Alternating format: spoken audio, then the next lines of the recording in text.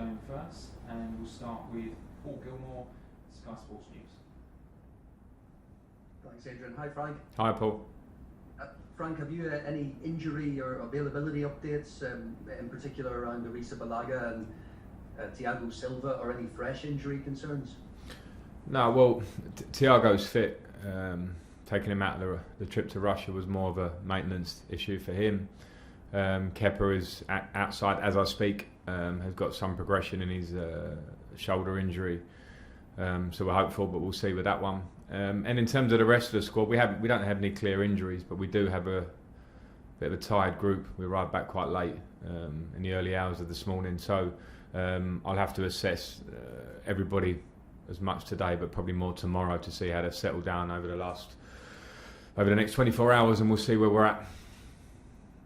So clearly, perhaps some tiredness a factor, but how much do you consider previous success in fixtures when selecting a team? I'm thinking specifically of Pulisic and the impact he made at Burnley last season.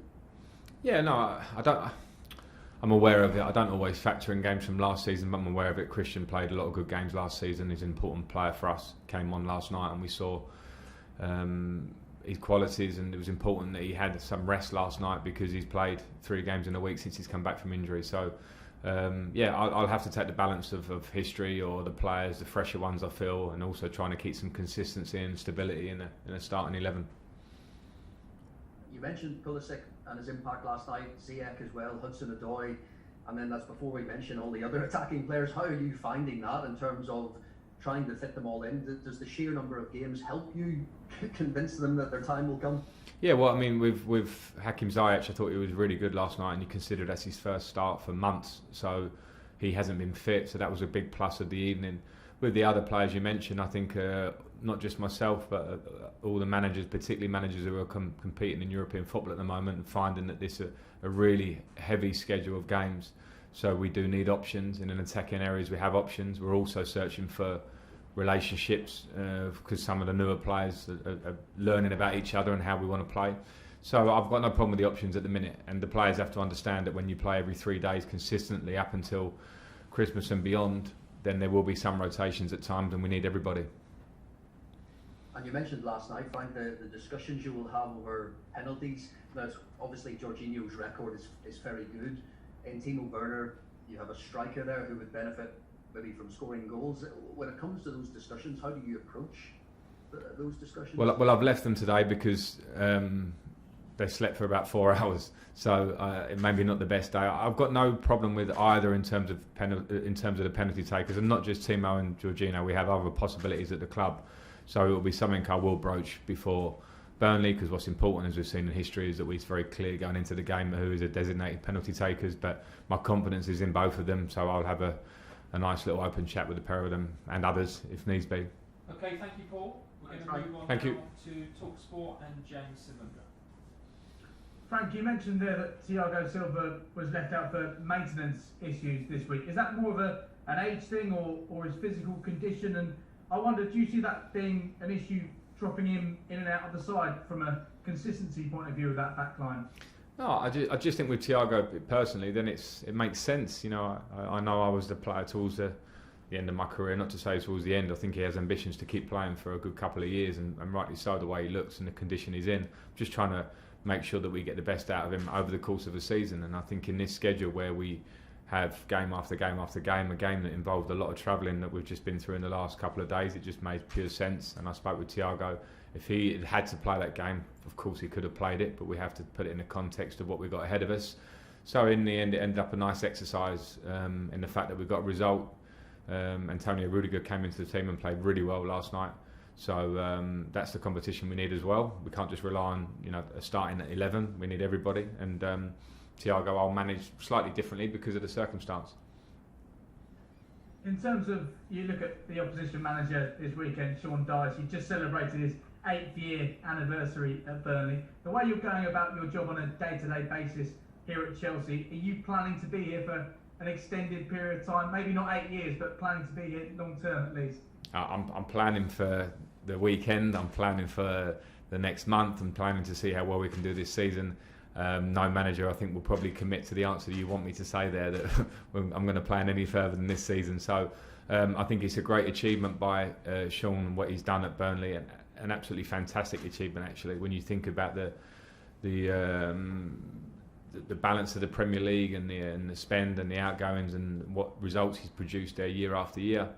I've got absolutely a huge amount of respect for him, and they're always a difficult game. We had 2 good results against Burnley last year, but I've got no doubts, and I've watched them, particularly their last game against Tottenham, and how difficult they made it for Tottenham. It's going to be a very tough match. Vicky Sparks, PLP. Hi Frank, good to see you. Hi Vicky. Obviously, Frank, the longer you are at a club, the more you can influence it. You've been in charge here for just under 16 months now. Are you where you expected to be personally in terms of moulding the team and the style of play to your own philosophy at this stage? Well, it's always a difficult question because when I came in, the not so the problems, the circumstances were very particular. We had a transfer ban. We had a lot of players coming back from loan who were quite a lot of younger players. So you have to take each situation at face value and try and deal with it. I thought last year everybody at the club dealt with it very well because it was a successful season to finish in the top 4. We gained Champions League football, and now we find ourselves in a different position with different players, and then now the onus is on us to work as hard as we can to find a balance and move forward, which is why we brought in players. That's the whole point of that recruitment. So I think we're working in a really positive direction. I keep talking about the need for patience and hard work at this period because I understood early in this season that there will be some difficulties in trying to compete in this Premier League, which is unforgiving, with new players, and some of them have never played in this league before. But the signs I see game after game and week after week are a lot of positives, plus things we need to work on. So can't commit to any timelines or where I expect it to be, but at the minute I've got real aspirations that we can keep improving and as a group keep growing. And just on Burnley as well, you mentioned it there, but obviously it's been a tough start for them in the Premier League this season, but really played well against Tottenham on Monday. Yeah, I would always respect a Burnley team managed by Sean Dyche for the qualities that they have. I watched the game against Tottenham. They were very unfortunate to obviously not take anything from the game against a very good Tottenham team. And it was everything you expect from Burnley in terms of their organisation, their effort, their desire and their qualities. I think people can pigeonhole Burnley. I don't. I know they have quality players. I know they have a very effective way of playing and a very good manager, so I expect a tough match. Liam Twomey, please. Hi Frank. Hi Liam. You switched to 4-3-3 in the second half against Krasnodar, and you had 2 of the attack-minded midfielders either side of Kante, and kind of seemed to open things up a little bit. We saw that after the restart last season as well. Is that something that you're going to want to look at in the weeks ahead a little bit more of? Yeah, I mean, it's something I think that served us well at times last year. Of course, at times we changed around that last year as well. It's nothing new that we play 3 at the back or 4-2-3-1. But of course, when you're bringing in new players into the club, and it's a great thing to bring players with versatility in their game, and I love that. But you're also then in the early stage of the season trying to find the balance for the whole team, the thing that brings out the best in all the players. And I keep saying that, it must sound like a broken record, and it's not an excuse, but normally you have a month or 6 weeks and probably 2 weeks in America or the Far East to hone down these things. We actually are doing them in real time, so it's maybe normal that we've had to find different solutions to different games. 3 at the back against Manchester United made us feel a lot more solid. I think the 4-3-3 against Krasnodar gave us different angles of pass and maybe an idea that we could press her up the pitch. So there are things I think that will... there were a lot of things last night that gave me a lot of answers to things that I have my own questions on, and there were a lot of positives to it. Nick Purewall, please. Hi Frank, is it fair to assume that Jorginho won't have lost any of his nerve in terms of penalties, just because he's missed a couple? And just separately on Ziyech, obviously, we saw him moving off his wing and creating a bit centrally. And does that kind of set a good example for what you want in terms of attacking threes? I think with Jorginho, he if you're going to take penalties as regularly as he does, and I did, you're going to miss some, and you might have a patch where you miss a couple because of the level of goalkeeper, the pressure situation. It was not normal actually that Jorginho had such a great record. That made him sort of unique and stand out. So I've got no worries with his confidence, and he shouldn't have any lack of confidence for it. So yeah, I'm not concerned about that at all. I'll speak to him about it myself. Hakim Ziyech, yeah, I mean, I think to have when we brought Hakim into the club, it's because I've watched him a lot and we'd played against him the year before, and I knew his qualities that he can play as a winger that gives us real width, but also gives us the clever movements when he comes off the line and can really produce important passes, assist kind of passes or break the line passes that he takes on that maybe other players don't. So he brings us something certainly I feel different to what we have in terms of style, and the real glimpses and more than glimpses that he showed last night are really positive signs.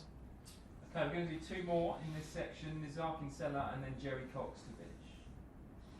Hi Frank, well done last night. I just wanted to point towards some comments that you might have read with Jesse Marsh, Salzburg manager, saying that at first you didn't really rate Christian Pulisic, but that eventually he kind of grew into your thoughts. I wondered what you made of those and what happened really with sort of Pulisic's progression over his time under your management. Yeah, I did read the comments. I was surprised that Jesse had managed to read my mind as well as he thought he did. He's recounted the conversation wrong. I have to put it correct because it was a game against Salzburg where we played them. Christian scored 2 goals in pre-season. Fair enough. Jesse came up to me and said what a talented player Christian was, which I knew and I agreed with, and I spoke about the fact that it was such exciting to see how he can develop for us with the talent that he has. That was the conversation. Jesse managed to put it across slightly differently. Maybe there's Jesse knows the feeling of American managers and coaches that travel into Europe, and so maybe he has feelings I don't have. I get that, but one thing I did have was I played in America for 18 months, and I would never not underestimate the desire that American soccer players have, football players, to learn and improve and take on information and understand the technical side of the game. So when you have that, which Christian has, and you have incredible talent, it was never in doubt for me. My only thing is I coach in the Premier League and I played here for nearly 20 years. So I understand the rigours of it. And I suppose that probably brings me on to Christian's development last year. It would have been, it's clearly the toughest league in the world to come and play at a young age from a different league. And it's not just Christian that would have felt that in those early stages, but some of the greatest players in the Premier League history, whether they came from America or from Europe or anywhere in the world, have felt that. What Christian did was find his feet very quickly and have a breakthrough season in the Premier League where he produced more goals and assists than he's produced. So I thought his performance last year was massively impressive on his own. He will get better and better because he's a young player, and I never doubted it in the first place. And that's not me jumping on Jesse, because I think there's probably a bigger issue there with American players. I don't want to comment on that. He can fill that one himself. But as a manager, I never doubted Christian, and it's important for me to put that straight, actually, more for Christian than anything. Okay, last question, Jerry Cox. Hi Frank, can you hear me okay? Yes, got you, Jerry.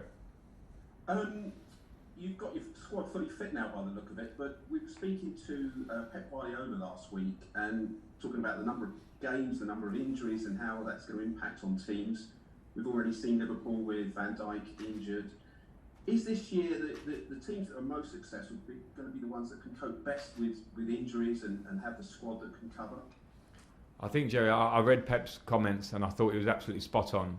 And I think it will be a season like no other where, and none of us can control that. We can't control the injuries that come upon us at different times. They're not there. You cannot always read them, whether they're impact injuries like Van Dijk, Liverpool recently, which took big news, or muscle injuries, which we're seeing more than ever of at this stage of the season.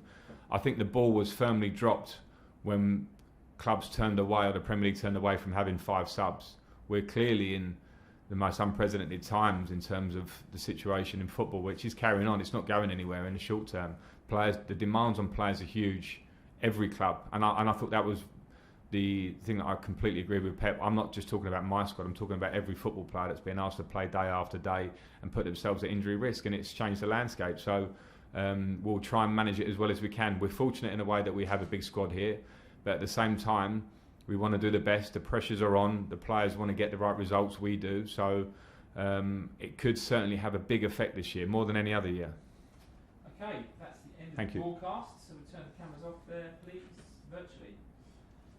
We're now going to move on to the dailies. So if you'd like a question, please raise your hand. We'll get round